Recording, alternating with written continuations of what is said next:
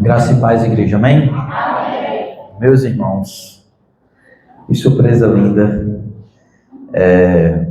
Eu confesso aos irmãos que eu nunca soube receber muito elogio, sabe, irmão? Nunca soube receber, e aqui eu tenho recebido muitos. Aí eu falo assim, meu Senhor, como que eu devo me portar assim, diante disso? E toda honra seja dada a Deus, porque Ele é o nosso grande pastor. Ele é o meu pastor, e eu falei hoje, o dia também é seu, Jesus. O Senhor é o supremo pastor, o bom pastor, e que o Senhor possa me conduzir para que eu haja segundo a tua vontade, neste lugar, nesta igreja. Eu sou grato por cada um de vocês, eu não canso de dizer isso, eu sou apaixonado por vocês. Eu tenho pessoas aqui que são, meu Deus, eu não sei, não tenho palavras para expressar não, porque vocês são bênção na minha vida. Eu me sinto abençoado, cuidado, amado. E eu penso que eu sempre estou devendo este amor. Sempre estou com essa impressão de que eu estou devendo o amor, porque eu tenho recebido amor demais. Então que Deus possa estar me ajudando para que eu possa retribuir com muito amor, com muita dedicação, com muita entrega para a glória dele. Eu não posso também deixar de esquecer de agradecer minha esposa, espero que ela veja, ela subiu lá, mas eu quero dizer para vocês, se eu estou aqui, é por causa dela também. Ela é aquela que cuida, que auxilia, ela se vira nos 30, irmãos. Eu confesso que eu me atrapalharia em muitas coisas e ela desembaraça. E ela faz, porque o meu ministério, eu vou dizer para vocês, meu ministério mesmo é da palavra e da oração. O meu chamado é palavra, oração, aconselhamento. E ela fala, não, vamos fazer isso aqui agora, vamos fazer isso aqui, né? Ela faz a mudança, vamos comprar aquela mesa, E, meu Deus do céu, ela que vai tendo as ideias, outros vão tendo também, contribuindo, e eu louvo a Deus por tudo. Então eu quero que este dia também eu compartilhe com ela, porque ela é, eu vou dizer, 50% do meu ministério também. Vamos abrir as nossas Bíblias no Evangelho de Lucas, capítulo 19. Evangelho de Lucas, capítulo 19.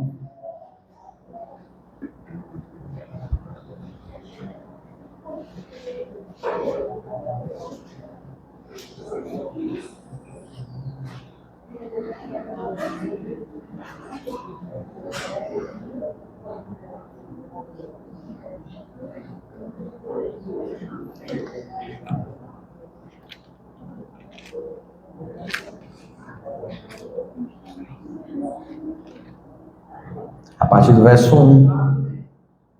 Amém? Entrando em Jericó, atravessava Jesus a cidade. E eis que um homem chamado Zaqueu, maioral dos publicanos, e rico, procurava ver quem era Jesus. Mas não podia por causa da multidão, por ser ele de pequena estatura. Então, correndo adiante, subiu um sicômoro, a fim de vê-lo, porque por ali havia de passar. E quando Jesus chegou àquele lugar, olhando para cima, disse-lhe: Zaqueu, desce depressa, pois me convém ficar hoje em tua casa. Ele desceu a toda a pressa e o recebeu com alegria. E todos os que viram isso murmuravam, dizendo que ele se hospedara com um homem pecador. Entre mentes, Zaqueu se levantou e disse ao Senhor: Senhor, resolvo dar aos pobres a metade dos meus bens. E se em alguma coisa tenho defraudado alguém, restituo 4 vezes mais. E então Jesus lhe disse: hoje houve salvação nesta casa, pois que também este é filho de Abraão, porque o Filho do Homem veio veio buscar e salvar o perdido. Pai amado, eu quero que o Senhor esteja, se Deus, a trabalhar no meu coração de cada um dos teus filhos aqui neste lugar. Ó Deus, que a gente agora tenha a atenção voltada para a tua palavra. E que seja o Senhor falando aqui, Senhor. Ó Deus, que saiamos daqui alimentados, fortalecidos. Ó Deus, de maneira, Pai, que possamos cumprir a tua vontade no decorrer dos dias. É assim que eu te oro e te agradeço, Jesus. Amém. Amém. Irmãos, durante a minha caminhada do Evangelho, eu sempre percebi uma coisa. Nós gostamos de colocar Deus em um certo compartimento, uma caixinha. Nós gostamos e queremos que o Senhor ele se adeque à nossa visão e ao nosso entendimento com relação às coisas. Eu falo isso porque muitas das vezes eu olhava para pessoas, olhava para vidas, e eu, precipitadamente, amado, eu julgava algumas pessoas. Eu já disse aqui, eu tenho um amigo, que é um missionário, um homem de Deus. Ele vai em todos os lugares, enfrenta todas as coisas. E eu me lembro que no início da caminhada eu via ele, que ainda não era alcançado por Deus, dando trabalho na igreja. E eu orei assim, dentro da igreja, e falei: Senhor, tira esse demônio daqui.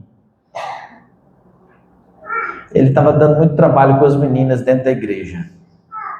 E eu fiz essa oração, e eu falei: Senhor Deus, não permita que ele venha aqui e cause nenhum dano a essas meninas.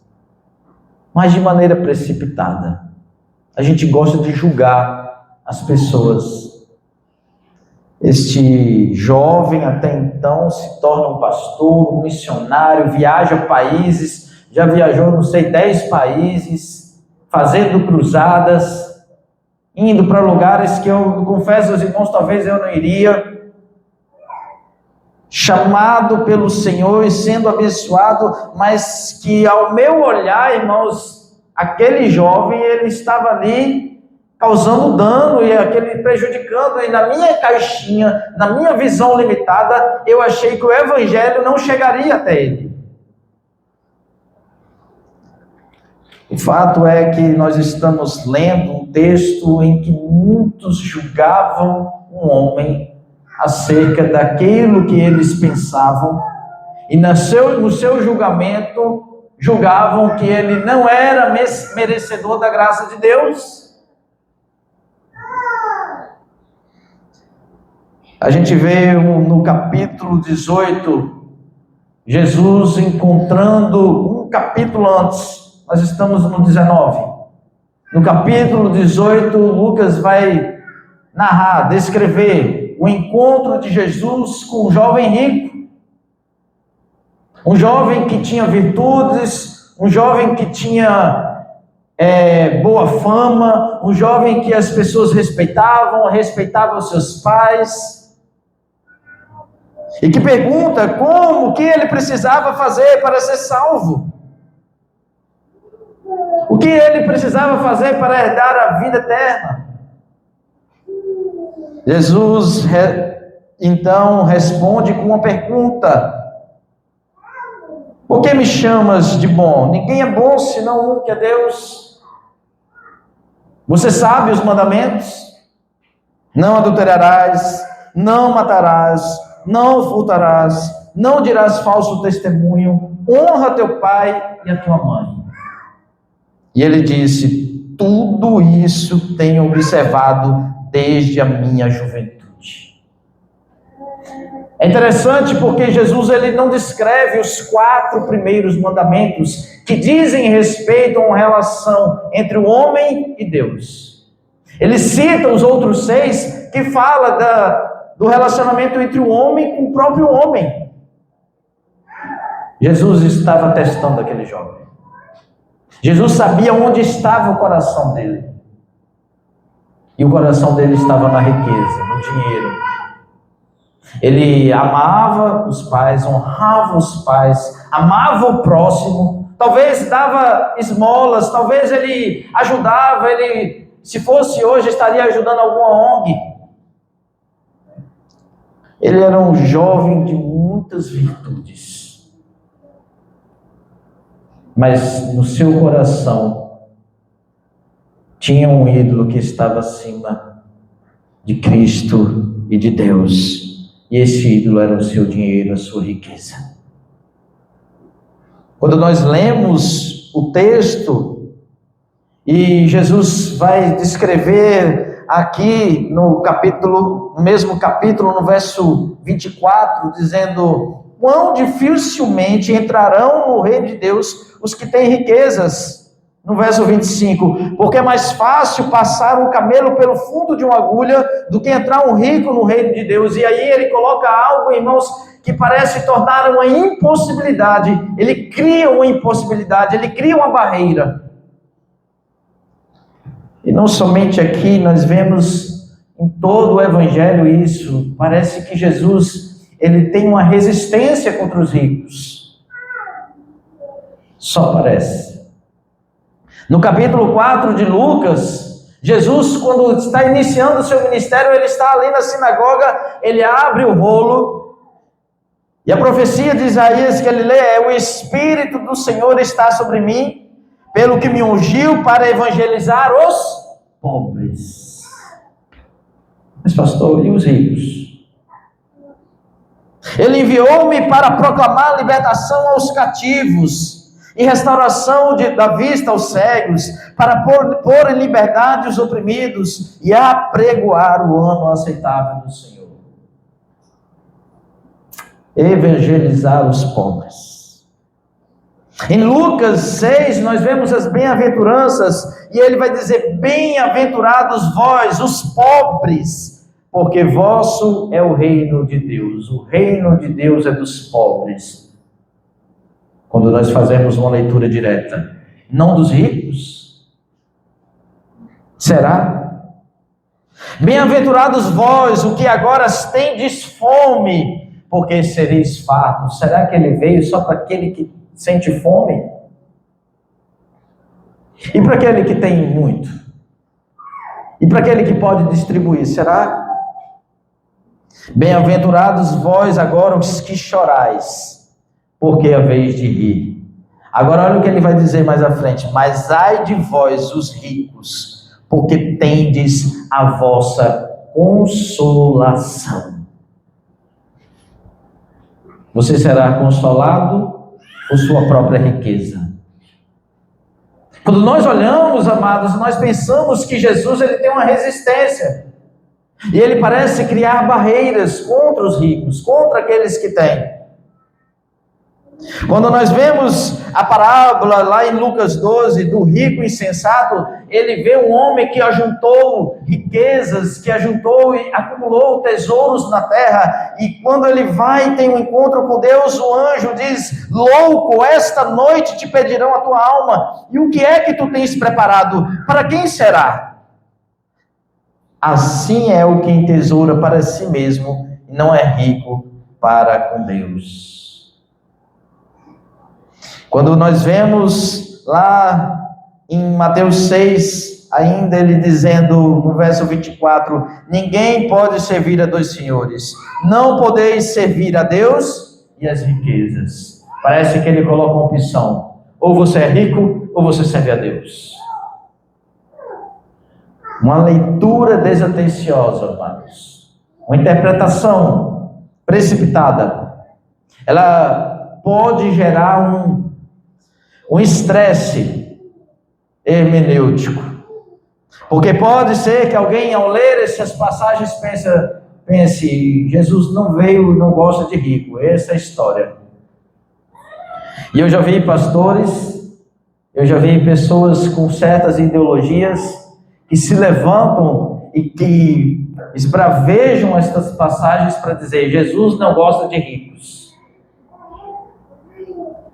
A história do rico e de Lázaro, lá em Lucas 16, 19, vai dizer: ora, havia certo homem rico que se vestia de púrpura. Para se vestir de púrpura era muito caro. e de linho finíssimo, e todos os dias se regalava esplendidamente. Havia também certo mendigo, chamado Lázaro, coberto de chagas, que jazia à porta daquele. Mas após a morte, morreu o mendigo, e foi levado pelos anjos para o seio de Abraão. Morreu também o rico, e foi sepultado. Irmãos, quando nós lemos esses textos, nós imaginamos essas barreiras sendo erguidas entre Cristo e o rico. E nós vemos isso aqui quando ele fala que é mais fácil, no capítulo 18, ele fala que é mais fácil um camelo passar pelo fundo de uma agulha. E é literalmente isso. Os discípulos, quando ouvem isso, eles indagam, sendo assim, quem pode ser salvo? No verso 27 ele diz: os impossíveis dos homens são possíveis para Deus. A verdade é que a graça, ela, irmãos, não está na posse de alguém por mérito. A graça, irmãos, ela é algo que é imerecido a cada um de nós, a mim e a você. E o que eu quero dizer é que, na verdade, Cristo expôs a este jovem o ídolo que estava erigido em seu coração. E Cristo, ele coloca esse ídolo à prova. Ele dá tudo aos pobres. E segue-me. Mas aquele jovem que era cheio de virtudes, ele preferiu se agarrar às suas riquezas do que se agarrar a Cristo. Ele preferiu, irmãos, estar ali seguro do que aquilo que os seus olhos viam, irmãos. E muitas vezes nós somos tentados quanto a isso, todos os dias, eu e vocês, nós somos tentados a nos agarrarmos àquilo que podemos, irmãos, apalpar, segurar, visível. Se agarrar em algo que ainda não podemos contemplar, em uma herança futura, em algo que talvez esteja distante. Como assim? Estar em Cristo, irmãos, é a gente aprender a ir até Ele sem nada em nossas mãos. Precisamos quebrar e destruir esses ídolos, e todo dia o nosso coração, que é uma fábrica de ídolos, meu irmão, essa fábrica, ela tenta todos os dias sussurrar nos nossos corações: olha, é o teu emprego que é a tua provisão, olha, é a tua família que é o mais importante, olha, são os seus amigos, é a sua mãe, são os seus filhos. Essa fábrica de ídolos, ela todos os dias tenta erigir um falso Deus na minha e na tua vida. E se nós não compreendermos quem é Cristo diante de nós e o que Ele fez por cada um de nós, nós deixamos e colocamos Ele para trás, e esses ídolos vão ficando cada vez maiores, maiores e maiores em nossos corações. Mas sabiamente Lucas, ele coloca como contraste, no capítulo 19, um exemplo de outro homem rico. Ele coloca um jovem, mas ele agora apresenta um homem. E não é um homem cheio de virtudes como esse jovem. Era um homem pecador, era um homem que roubava outras pessoas. Ele era um publicano. Os publicanos eram aqueles que eram cobradores de impostos. Ele tirava o imposto do judeu e entregava ao romano, que estava subjugando Israel. Aos olhos dos judeus, os publicanos eram os traidores, os traíras. Eles não tinham espaço dentro da sociedade. Eles eram isolados, viviam na sua própria pujança, riqueza. E para eles isso bastava. Os próprios romanos diziam para eles: vocês precisam coletar tal quantidade. Se vocês quiserem coletar mais, aí é com vocês. O que esses homens faziam? Eles cobravam acima daquilo que era exigido para colocarem nos seus bolsos. Jesus está indo a caminho de Jerusalém. É a sua última caminhada. Ele, ao entrar em Jerusalém, ele tem uma entrada triunfal. E ele vem descendo da Galileia, não passando por Samaria, mas ele faz um trajeto, irmãos, que evita Samaria, passando pelo Vale do Jordão, onde daria em Jericó. Na sua caminhada, ele encontra esse jovem rico. Na sua caminhada, irmãos, ele encontra um cego, próximo da cidade de Jericó. Mas ao adentrar em Jericó, ele encontra uma multidão. Entrando em Jericó, atravessava Jesus a cidade. E eis que um homem chamado Zaqueu, maioral dos publicanos e rico, procurava ver quem era Jesus, mas não podia por causa da multidão, por ser ele de pequena estatura. E eu quero dizer para você, a graça que está disponível a todos, irmãos. A graça que está, irmãos, à vista de todos. Ela pode, irmãos, ser alcançada. Você pode receber esta graça, não importa o seu pecado, não importa a situação, não importa, irmãos, em qual estado você esteja, essa graça está disponível a você. Glória a Deus. Nós vemos um Cristo que foi muito duro com ricos. Nós vemos um Cristo que sempre ali agiu com dureza contra os ricos, mas nós vemos um homem rico e ladrão que ouve Jesus, que Jesus está passando por aquele lugar, e ele quer ter um encontro com Cristo, ele quer ver Cristo. Irmãos, eu acho que Zaqueu ele não se sentia no direito de falar com Cristo, mas ele queria ver. Mas entre Zaqueu e Cristo havia um obstáculo. Havia uma limitação, porque ele era pequeno, e havia uma multidão diante dele. E é isso que muitas vezes acontece na minha e na tua vida, porque nós nos limitamos, nos achamos pecadores demais, nos achamos indignos demais. Eu quero dizer para você, é para você se achar assim, porque foi assim que eu me encontrei com Cristo. Para eu ser achado dele, eu precisei ver as minhas mazelas e as minhas misérias. E essa estatura baixa talvez seja, irmãos, esse cenário que nós vimos de inferioridade, de limitações, que nós olhamos a situação e dizemos, eu não sou digno, eu não vou poder ver Jesus, não vou poder contemplar a graça do Mestre. E ainda mais tem uma multidão na minha frente, pessoas que são mais dignas, pessoas necessitadas. Eu sou rico, talvez alguém esteja passando fome. Eita, Zaqueu poderia pensar, eu sou rico, eu tenho acesso à medicina, cuidados médicos, não estou com problema de saúde, pessoas doentes estão diante de mim, eles vão ser a prioridade, eles vão ser os primeiros a serem recebidos. Irmãos, nós criamos as nossas próprias barreiras para não termos um encontro com Cristo. Colocamos os nossos pecados, as acusações, o sentimento de que nós somos limitados. Qual é a multidão que tem colocado diante do seu coração e impedido que essa graça seja estabelecida na tua vida? Qual é o sentimento dentro do teu coração que tem limitado e tentado fazer com que você se esconda, que você desista de ter um encontro com o Mestre, com este que é o Senhor e Salvador? Mas eu quero dizer para você, eu quero desafiar o Espírito Santo, ouse-se.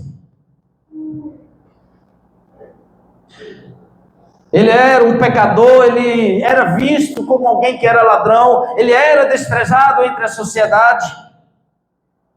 Mas ele foi ousado, eu quero ver Jesus. Ele não olhou para a multidão, não olhou para a limitação, para a sua limitação. Ele falou, eu quero ver o Mestre, eu quero ter encontro com ele, eu quero somente vê-lo.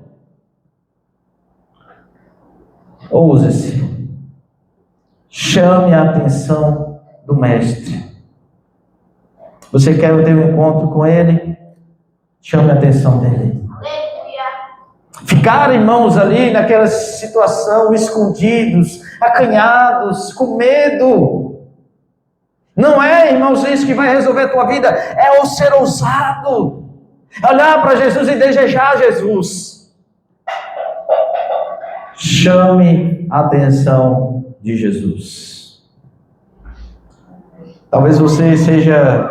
Aqui nós somos igreja, mas essa palavra ela fala ao meu coração. Você quer ter experiências, você quer crescer espiritualmente? Chame a minha atenção. Chame a atenção do mestre, irmãos. Aqui nós vemos no capítulo 18, um pouco antes, no verso 35, coloca aí. Um capítulo antes, já no final do capítulo 18. Jesus chegando em Jericó, antes de ter um encontro com Zaqueu. Olha o que diz: aconteceu que ao aproximar-se de Jericó, estava um cego assentado à beira do caminho, pedindo esmolas. O cego estava o quê? Pedindo? Pode passar. E ouvindo o tropel da multidão que passava, perguntou o que era aquilo. E anunciaram-lhe que passava Jesus o Nazareno. E olha o que ele disse: então ele clamou: Jesus, Filho de Davi, tem compaixão de mim. E os que iam na frente o repreendiam. Cala a boca, homem. Você é ninguém aqui na rua. Você está atrapalhando o mestre. Ele é um rabi. Ele vai dar atenção para você. Fica calado. Eles repreendiam. Pediam para que ele calasse. Ele, porém, cada vez gritava mais alto: Jesus, Filho de Davi, tem misericórdia de mim. Ele chamou a atenção do mestre. Ele queria ter um encontro com Jesus, amados. Homens durante a história que ousaram, que buscaram, irmãos, que se entregaram, que se rasgaram para encontrar-se com o mestre. Eles receberam algo mais, receberam milagres, bênçãos, dons. A gente recebe Jesus e fica ali naquela posição, irmãos, de esperar tudo acontecer. E eu quero dizer para você, não é isso. Busque chamar a atenção do mestre. As multidões, e as multidões podem ser situações dentro da sua casa, situações do seu emprego, situações do seu estudo, ideologias. Irmãos, são tantas coisas. E o Espírito do Senhor está nos convidando para chamar a atenção dele. O quanto você tem sede dele, o quanto você está chamando a atenção dele, o quanto você tem buscado ele. Jesus parou e mandou que lhe o trouxesse. Ele chama, ele grita: ei, cala a boca. Ele grita mais alto: ei, fica calado, manda esse homem ficar quieto. Ele não para, irmãos, ele grita, ele chama a atenção. Aí Jesus vai, olha, chama ele. E tendo ele chegado, perguntou-lhe: que queres que eu te faça? Ele é cego. Oh, meu Deus. Jesus, ele é cego.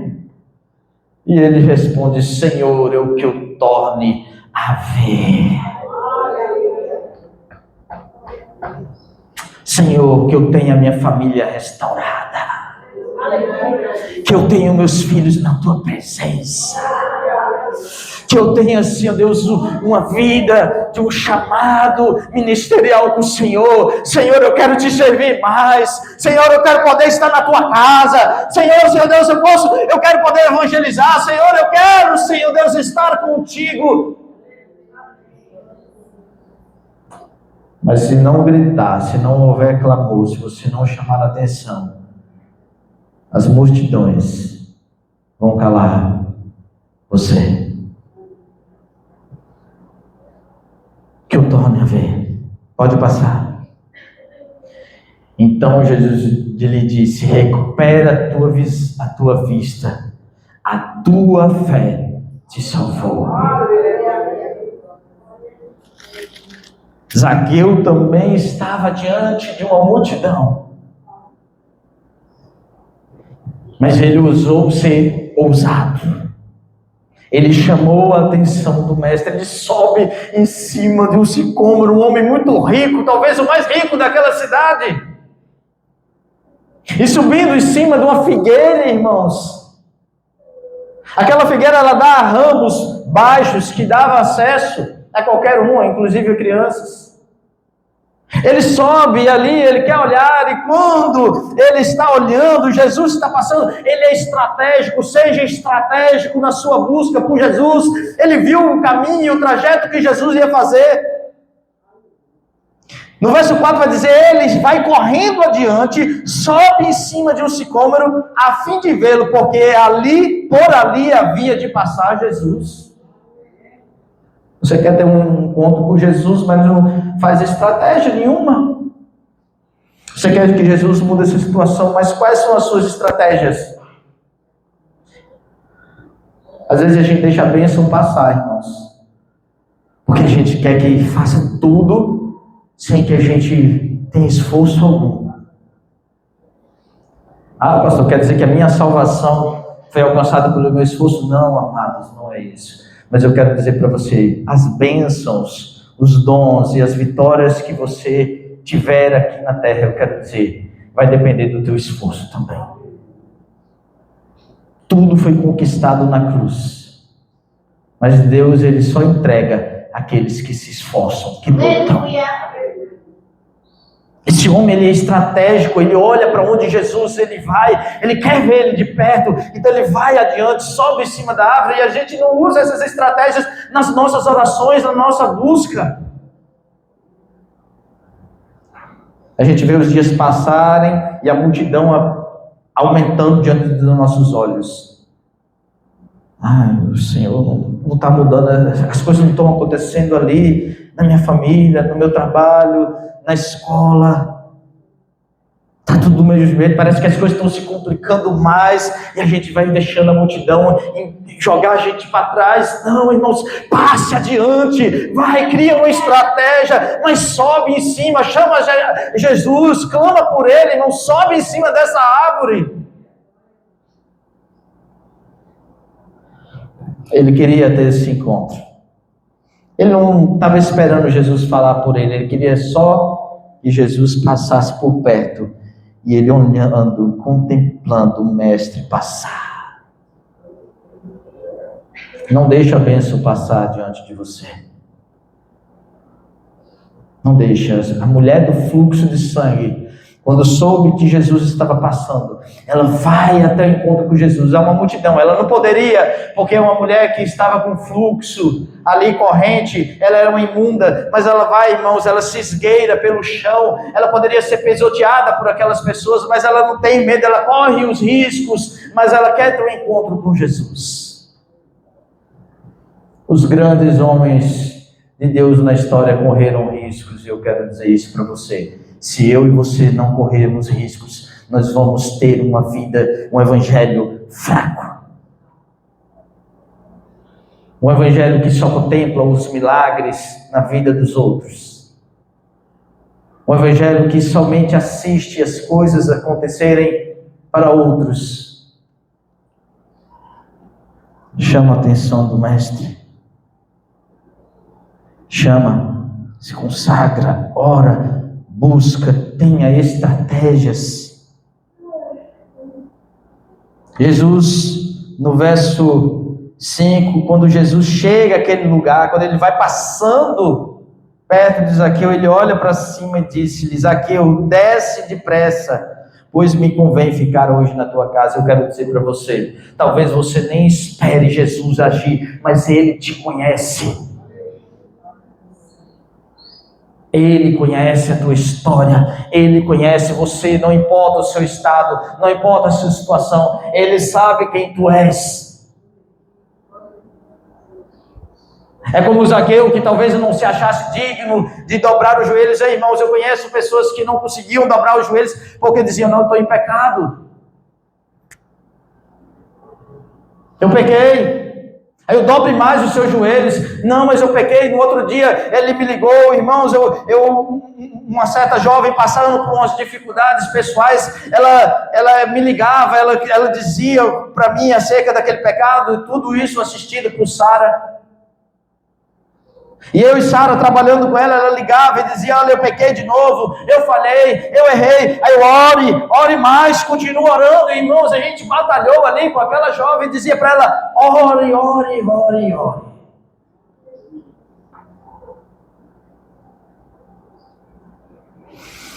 Ele não sabia que Jesus conhecia ele.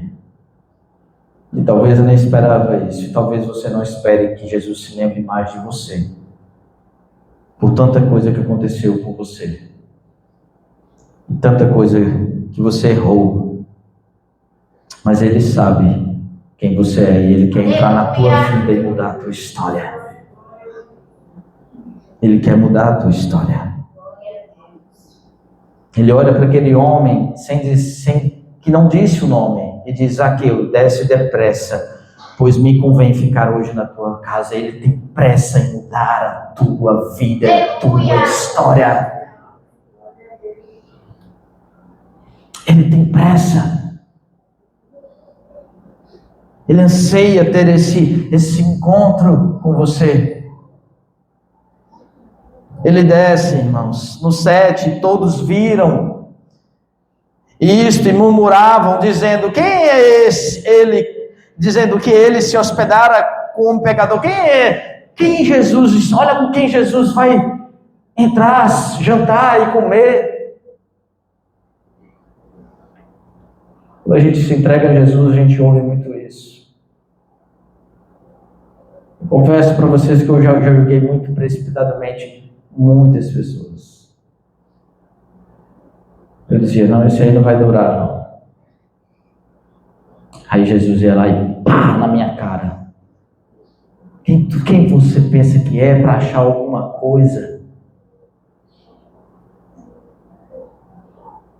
E aquela pessoa era a pessoa que se entregava e que fazia. Irmãos, eu sempre gostei de estudar, eu sempre estudei, li a Bíblia, conhecia, fui aquela teologia, mas eu era um jovem tímido. Aquele que fica recluso, sabe, irmã Maria? Aquele que fica recluso ali, e ali aquele novo convertido, que era trabalhoso, que estava ali afundado, sei lá, num pecado, aquele que olhava assim e falava: esse aí não vai vingar, não. Ele ia, se entregava, se rendia. Irmãos, ele já estava viajando em viagens missionárias, começava a fazer seminário, se tornava missionário. Ei, irmãos, liderando uma igreja, e eu lá parado, à toa, parado. Quando eu estava assistindo, ele estava buscando se encontrar com Cristo. E a vida me ensinou, irmãos, que o julgamento, colocar Deus em uma caixinha, é, na verdade, limitar a onipotência de Deus, porque Ele pode todas as coisas. E eu não fazia um julgamento, irmãos, por puro julgamento, é porque aquela pessoa se convertia e errava. Aí estava na igreja e errava de novo. E aí eu falava assim: esse camarada está brincando com Deus. Porque as coisas para mim foi assim: me converti e pronto, estava tudo na linha dura. Mas isso foi comigo. Aí eu olhava para um jovem que ia e errava e pecava e não sei o quê, e errava de novo, e eu dizia: não, esse aí não presta para Jesus, não. É que nem Paulo, quando João Marcos errou uma vez, ele olhou para Barnabé e disse: esse aí não presta para a gente. Eu tenho um pouco disso, tinha, glória a Deus, um pouco disso de Paulo. Mas eu aprendi a ser como Barnabé um pouco, restaurador. O Espírito me ensinou isso. Aleluia. O apóstolo da restauração. E olha o que o Evangelho faz, a graça de Deus faz. Jesus entra na nossa vida, ele entra na casa, entrar na casa de Zaqueu, entrar na vida dele. As pessoas estão murmurando, as pessoas ainda vão acusar você, as pessoas vão dizer para ela: olha, já está tanto tempo, ela vem, se afasta, ele vem, se afasta, ele começa bem, depois ele para. As pessoas vão sempre dizer isso acerca de você. Escute, eu quero dizer para você, mas o Senhor, Ele quer mudar a sua história de uma vez, Ele quer entrar na tua vida, Ele quer transformar e trazer coisas novas para você. As pessoas vão continuar apontando, as pessoas vão continuar dizendo, mas eu quero dizer para você, você agora vai agir diferente.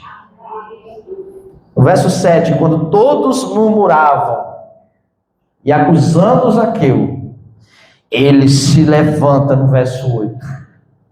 Olha o que diz o verso. Entre mentes, Zaqueu se levantou. Quando estavam todos acusando ele, ao invés dele ficar mofino, é mesmo,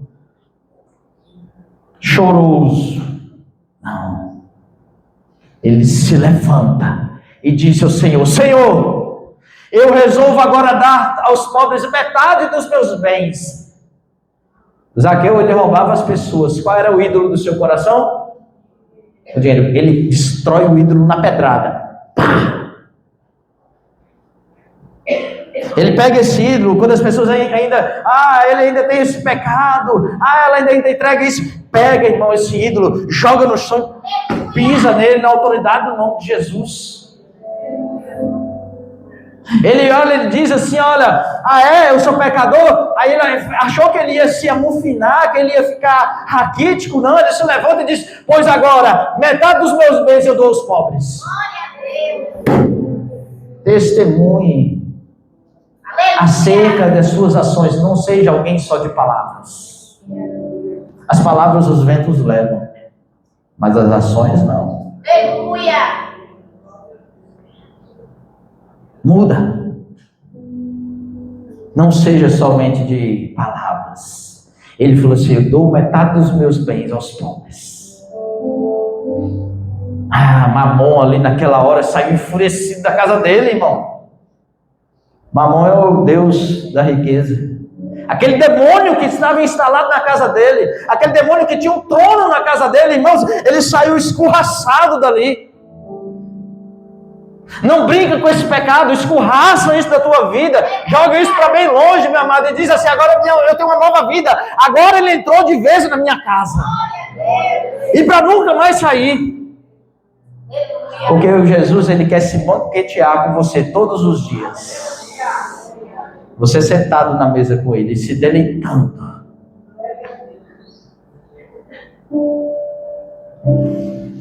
Jesus, ele muda isso, ele cria essa situação, ele coloca você, uma força em você. Glória a Deus. Metade dos bens eu dou aos pobres, e se em alguma coisa tenho defraudado alguém, restituo 4 vezes mais. Sabe o que você precisa fazer? Testemunhar com as suas ações. Quando o inimigo e as pessoas acusarem você, testemunhe com as suas ações. Mas em segundo, cumpre a palavra. Isso aí que ele falou, restituir 4 vezes mais, é porque estava lá em Êxodo capítulo 21. Êxodo capítulo 21 ou 22, veja aí. No verso 1. Êxodo 21. Se alguém furtar boi ou ovelha e o abater ou vender por um boi, pagará 5 bois e 4 ovelhas por uma ovelha. Existiam, irmãos, situações que a pessoa tinha que entregar 4 vezes mais. Ele conhecia ali um pouco da lei, apesar de ser publicano. Ele cumpre a lei, ele cumpre a palavra. Então eu quero dizer para você, para que Jesus fique na tua casa, ele muda a tua história. Testemunhe com as suas ações, mas também cumpra a palavra. Eu vou dar 4 vezes mais. Não é mais o dinheiro que é o centro da minha vida, é Jesus. Não é mais ali a acusação do inimigo. Eu vou reparar. Ei, você foi salvo para reparar. Você é um restaurador, irmãos. Talvez você vai agir naquela área que o inimigo atingiu na tua vida. Você vai restaurar. Você vai pegar pessoas que estão sofrendo. Pessoas que sofreram dano em áreas diversas. E o Senhor vai te usar para você ser um reparador, um instrumento de reparação, de ajuda. Toma posse dessa palavra, porque o inimigo ele tenta colocar em você dúvidas. Ei, não tenha dúvida não, irmão, toma posse, segura isso, assim, diz assim, o Senhor entrou de vez na minha vida, na minha casa, e dessa vez ele é para ficar, Oh, glória! E quando ele toma essa decisão, quando ele não se acovarda, quando ele não se intimida com as acusações, no verso 9, Jesus diz: hoje houve salvação nesta casa, pois que também este é filho de Abraão, porque o Filho do Homem veio para buscar e salvar o que é perdido. Glória a Deus! Será que Jesus não gosta dos ricos?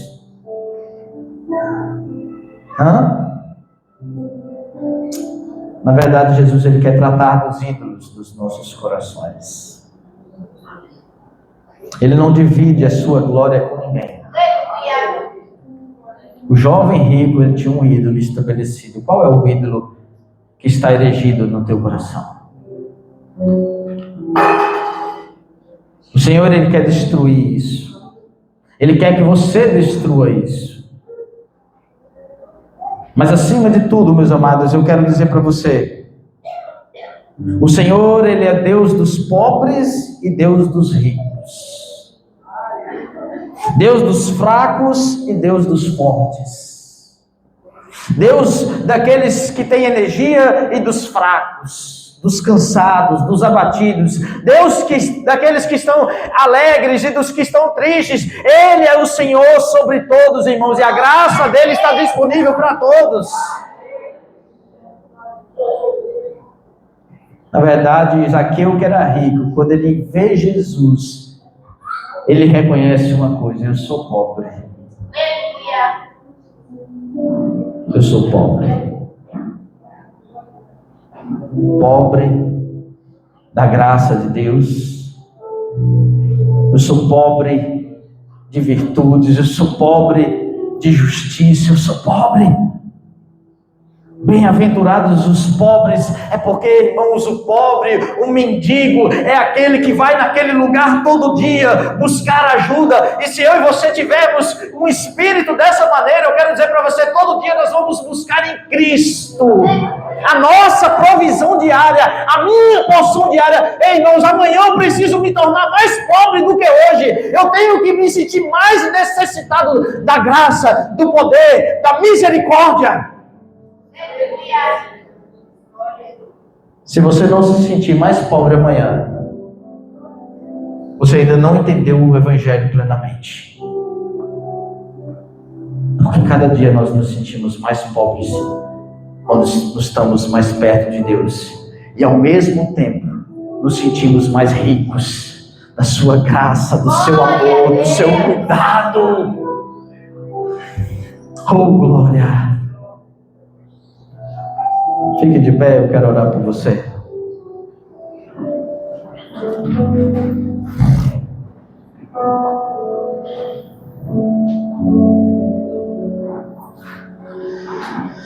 Um homem, irmãos, chamado John Newton, no século XVIII, quando criança, ele passou por situações adversas muito grandes, muito tristes. Ele foi abusado. Naquela época, ele foi levado por alguém que comercializava escravos na África, em Serra Leoa. E ele começou a servir a estes homens que escravizavam outras pessoas. E ele começa a fazer o mesmo. Ele começa conduzindo um navio que levava esses escravos à América e aos países aqui da América do Sul. E ele se sentia o mais miserável, o mais indigno de tudo. Ele blasfemava contra Deus, talvez no seu coração, numa atitude de ódio, porque a sua vida era uma completa desgraça. Mas ele chegou um momento que ele teve um encontro com Cristo. Irmãos, e Cristo não mudou a vida dele por completo de uma vez, ele foi um processo longo.